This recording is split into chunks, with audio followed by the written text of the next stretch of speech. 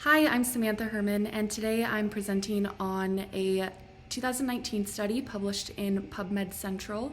The title of this study is The Effect of Polyphenol-Rich Dark Chocolate on Salivary Cortisol and Mood States in Adults. The aim of this study was to investigate whether polyphenol-rich dark chocolate supplementation had a positive impact on salivary cortisol and mood states in adults working high-stress occupations such as healthcare and social care.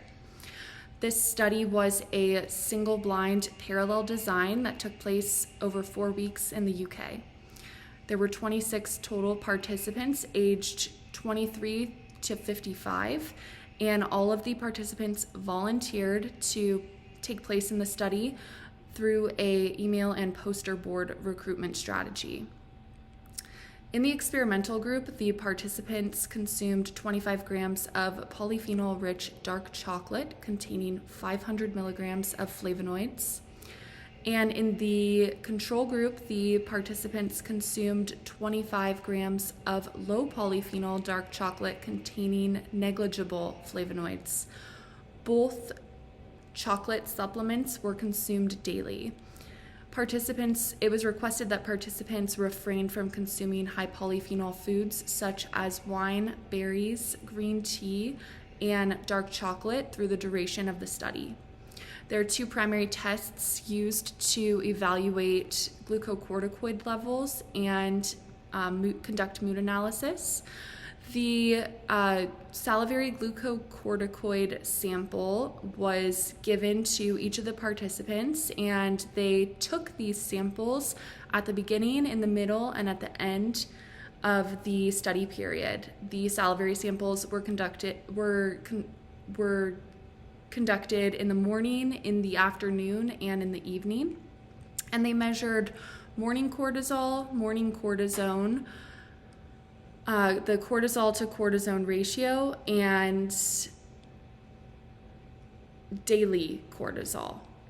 So cortisol is a hormone secreted by the adrenal cortex during stressful situations, and cortisone is a biologically inactive metabolite of cortisol that the body can reduce into cortisol. It was asked that the participants refrained from consuming excessive alcohol and participating in strenuous activity 24 hours prior to giving their saliva samples. The mood assessment was done using a verified system called PANAS, a positive and negative affect schedule. And this test is designed to ask the participants a series of questions related to the frequency of their positive and negative moods over the course of the week prior to taking the assessment. And all of the participants in both groups took this assessment at the beginning, in the middle, and at the end of the trial. Moving into the results here, the control group did not experience any significant changes in glucocorticoid levels at any point during the study. The experimental group did experience a significant decrease in morning cortisol, in daily cortisol, and in the ratio of cortisol to cortisone. In terms of the mood assessment, the control group did not experience any changes in mood scores at any point during the study, and the experimental group experienced a significant improvement in negative affect mood scores, meaning there were fewer frequencies of negative mood experienced. The proposed mechanism of efficacy here is flavonoids' ability to inhibit 11-beta hydroxysteroid dehydrogenase enzymes' ability to reduce cortisone to cortisol, and that is widely accepted in the scientific community, and as well as it has a basis in the body of literature.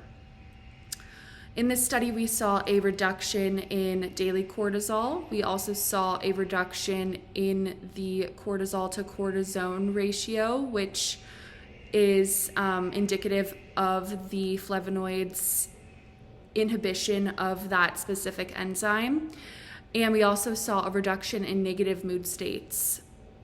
So high levels of cortisol are associated with the development of cardiovascular disease and stress-related psychiatric disorders such as depression and anxiety. And high cortisol also leads to dysregulation of the HPA axis. Lower cortisol is associated with lower risk of cardiovascular disease, stress-related psychiatric disorders, and is associated with better regulation of the HPA axis.